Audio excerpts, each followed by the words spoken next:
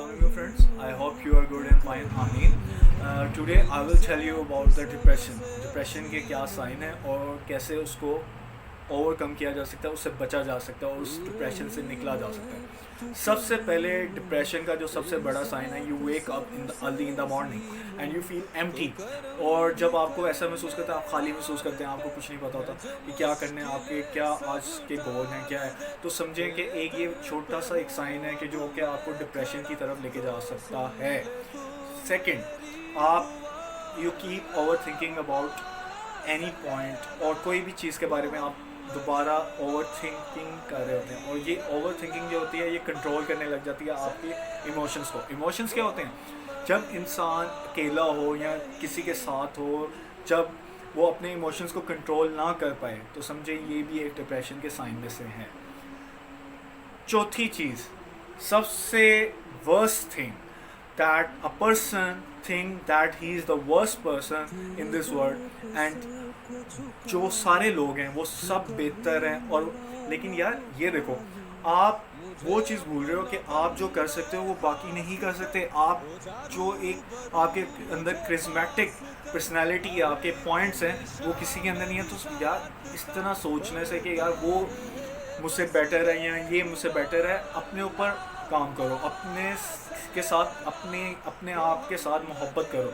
जब इंसान अपने आप से मोहब्बत करता है तो वो किसी के बारे में नेगेटिव नहीं सोचता, और अगर किसी के बारे में आप नेगेटिव सोचते हो और किसी के बारे में आप कोई नेगेटिव थॉट रखते हो, तो इसका कहीं ना कहीं इंटरलिंक होता है आपके डिप्रेशन के साथ भी।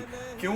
जब आप कोई नेगेटिव थॉट ला रहे होते हो तो आप ज़हनी तौर पे आपके दिमाग में एक पॉइंट बन रहा होता है कि यार ये भी नेगेटिव ही है, फिर वो एक बम्बार्ड करता है एंड पे आके, जो आपके लिए आप कंट्रोल नहीं कर सकते, क्योंकि आपका माइंड होता है ना, आप रेगुलर उठ रहे हो, बैठ रहे हो, खा रहे हो, पी रहे हो, ऑफिस जा रहे हो, ऑफिस से घर आ रहे हो, तो बेसिकली आप लोग जो कर रहे हो वो बेसिकली एक रूटीन वर्क करते हो। और जब आप लेट्स सपोज फॉर एग्जांपल, आप एक एग्जांपल लेते हैं कि एक बंदा एक जॉब कर रहा है सेल्स की, और वो सेल्स के उसके कुछ टारगेट्स हैं। अगर लेट्स सपोज उसका सेल्स का टारगेट था अचीव सम पॉइंट, लेकिन वो अचीव नहीं कर सकता और उसकी सेल्स नहीं होती, लेकिन उसको कॉन्सिक्वेंसेस के लिए उसने अपने माइंड को तैयार नहीं रखा होता। तो जब एकदम रिजल्ट आता है वो उसके लिए तैयार नहीं होता, तो इससे क्या होता है कि वो एक शॉकिंग मोमेंट पे चला जाता है, और उससे उसको डिप्रेशन भी हो सकता है,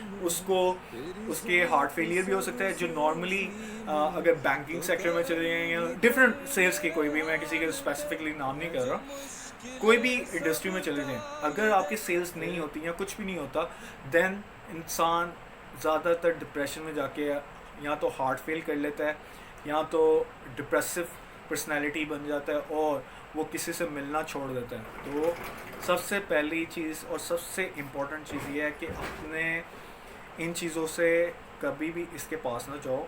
इससे कैसे बचो? सबसे पहले आप अपने, अगर आपको ऐसा कुछ लग रहा हो कि यार डिप्रेशन है या कुछ है, तो आप अपने किसी पीयर्स को, अपने कोलीग को या किसी के साथ वो चीज़ शेयर कर लो। उससे क्या होगा कि आपकी जो ओवर थिंकिंग है, आपकी वो डिप्रेसिव पर्सनैलिटी है, वो ख़त्म हो जाएगी, तो सब बेहतरीन हो जाएगा। और जहाँ पॉइंट रही एक सेल्स की, मैंने आपकी एग्जांपल दी थी सेल्स की, उसमें क्या है कि आप अपने माइंड को पहले तैयार कर लो, यार इसके कॉन्सिक्वेंसेस ये होंगे, इसके कॉन्सिक्वेंसेस ये होंगे, इसके कॉन्सिक्वेंस। जब आप ये दोबारा उसको करोगे ना, तो उससे क्या होगा कि आपके माइंड, बैक एंड माइंड में एक पॉइंट बन जाएगा, यार अच्छा इस तरह भी हो सकता है, इसके ये अल्टरनेटिव भी हो सकते हैं। और जब वो पॉइंट, वो मोमेंट आएगी, तो आपका हार्ट या आपकी चीज़ वो कोलैप्स नहीं करेगी और आपको उस पर सर्वाइव कर जाओगे। सो होपफुली आपको कुछ मेरे पॉइंट्स क्लियर होंगे। इंशाल्लाह कोशिश करूँगा आगे और अच्छे पॉइंट्स ला सकूँ। फॉर द टाइमिंग, अल्लाह हाफिज़, थैंक यू।